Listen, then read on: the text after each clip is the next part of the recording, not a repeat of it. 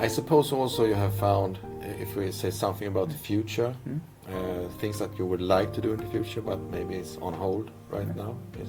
Well, we're developing Yeah.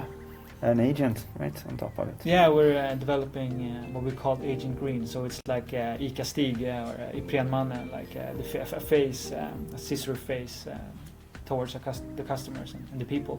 And we're building the chatbot, or the agent, which can even easier give the data and the information that the customer needs, instead of having to use the tables, the interface by filtering, and doing all the clicks. You can just chat with an agent and making getting the data that you need in a much faster and easier way.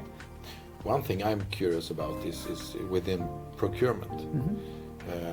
Will we be able to compare suppliers on an even basis soon, or maybe it's already possible?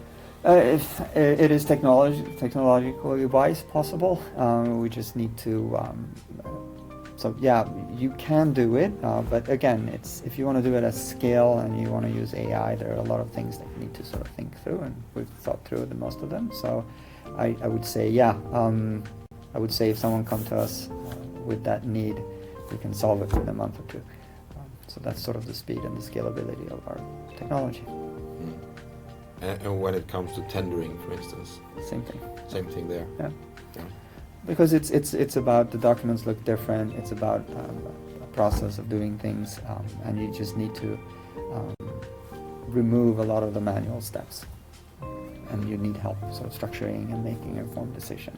I don't think you have the AI buying something, but it will help you give everything you need to make the decision that you sort of feel is the best.